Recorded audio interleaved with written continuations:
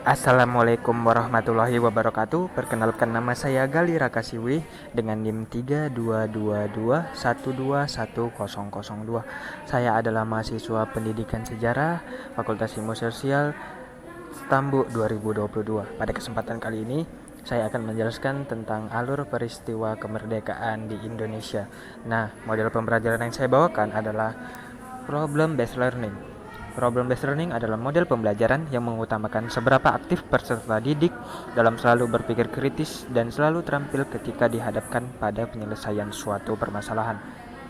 Sintaks problem based learning ada orientasi siswa pada masalah, mengorganisasi siswa, membimbing penyelidikan, mengembangkan dan menyajikan hasil, dan menganalisis dan mengevaluasi masalah.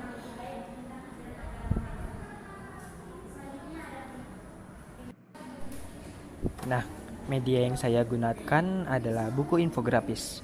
Buku infografis adalah salah satu media untuk mengumpulkan informasi agar siswa bisa mengembangkan pemikiran dan menyajikan hasil. Untuk itu, kita langsung saja masuk ke materinya. Nah, di sini alur peristiwa, latar belakang peristiwa Rengas Dengklok sampai dengan proklamasi kemerdekaan dari tanggal 12 sampai 17 Agustus 1945. Nah, pada tanggal 12 Agustus 1945, Jepang berjanji segera memberikan kemerdekaan kepada Indonesia.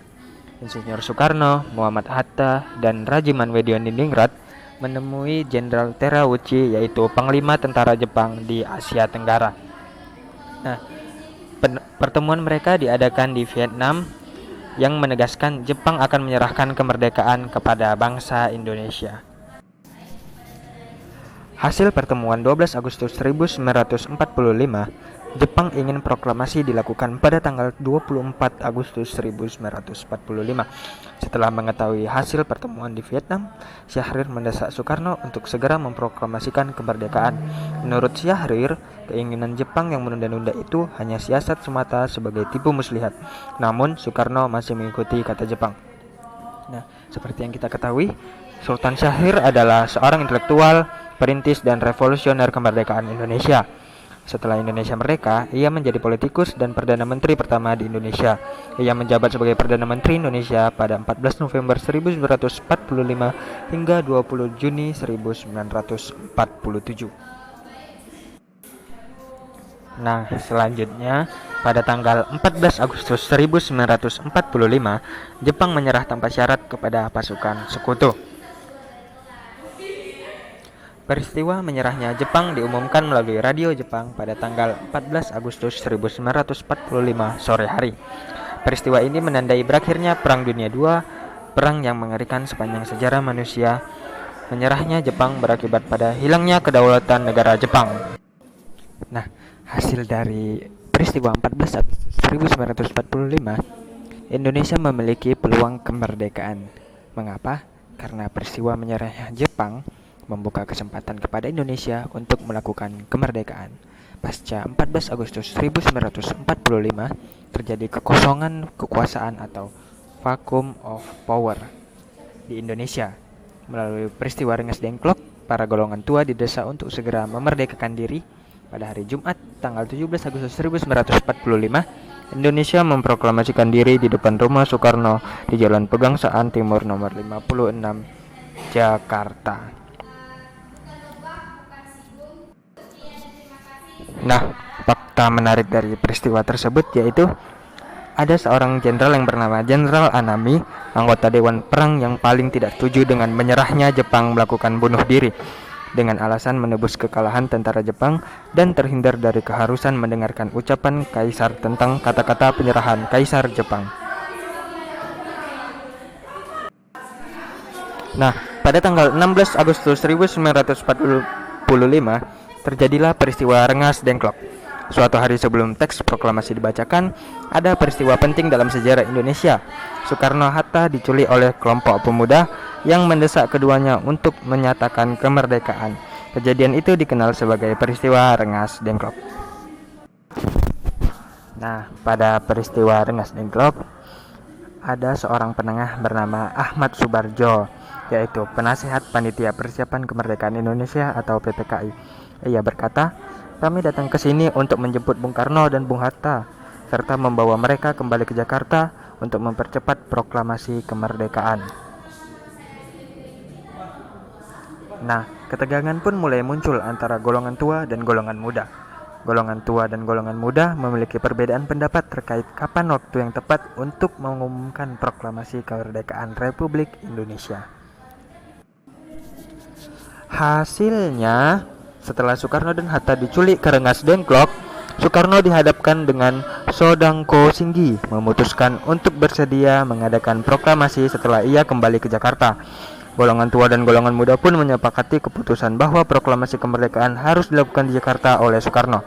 Esok harinya, Ahmad Subarjo rela menaruhkan nyawanya dengan menjemput Soekarno dan Hatta untuk kembali ke Jakarta dan menjamin proklamasi kemerdekaan terselenggarakan.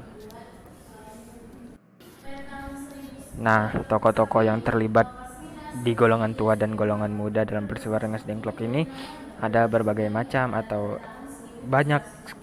Di golongan tua, tokoh-tokoh yang sering disebut sebagai golongan tua adalah Soekarno dan Muhammad Hatta, juga para anggota dan pengurus BPUPKI dan PPKI.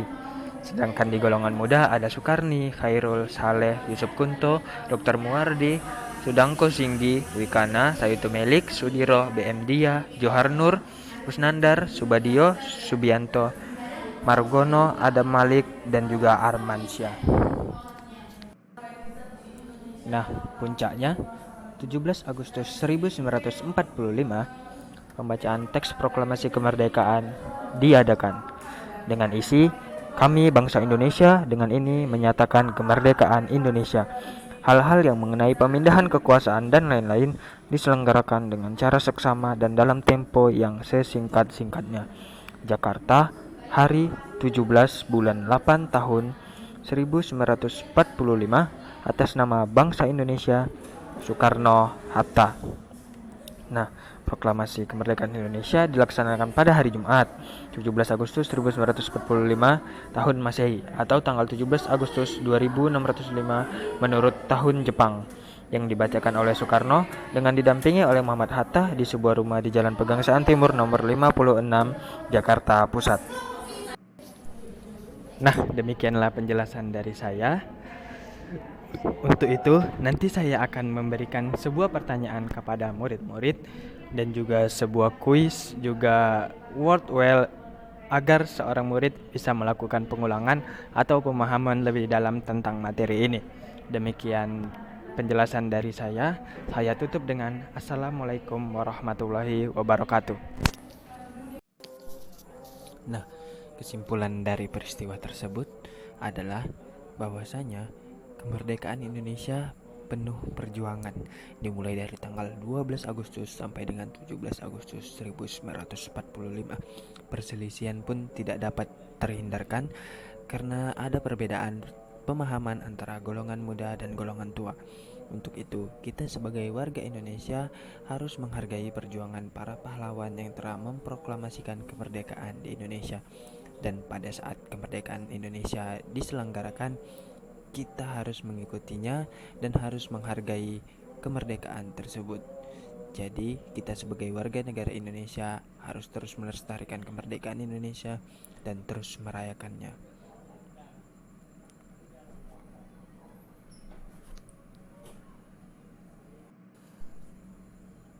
Proklamasi kemerdekaan Republik Indonesia pada tanggal 17 Agustus 1945 bukan akhir dari perjuangan. Belanda masih ingin berkuasa di Indonesia mengingat negara Republik Indonesia memiliki kekayaan alam yang melimpah. Berbagai cara ditempuh oleh Belanda guna kembali berkuasa di Republik Indonesia, baik itu dengan jalan diploma maupun dengan jalan militer. RI beberapa kali digiring oleh Belanda untuk mengadakan perjanjian yang tentu saja sangat merugikan pihak Republik Indonesia. Perjanjian pertama yang ditandatangani oleh RI dan Belanda adalah Linggarjati. Wakil dari pihak RI adalah Sultan Syahrir, sedangkan pihak Belanda adalah Profesor Schermerhorn. Lihat dari hasil kesepakatan perjanjian, pihak RI sangat dirugikan karena wilayah RI hanya terdiri dari Jawa, Sumatera, dan Madura. Wilayah selain 3 pulau tersebut akan dijadikan bagian dari negara Indonesia Serikat atau sering disebut dengan Republik Indonesia Serikat atau RIS. Artinya di situ Indonesia belum sepenuhnya merdeka karena perjanjian tersebut mengikat hanya kemerdekaan 3 pulau, yaitu Jawa, Sumatera, dan Madura. Untuk itu, atas perjuangan tersebut, kita harus menghargainya dan harus menjaga kemerdekaan tersebut. Dan kita harus menjaga daerah kita agar terhindar dari penjajahan-penjajahan yang lainnya. Demikian dari saya. Assalamualaikum warahmatullahi wabarakatuh.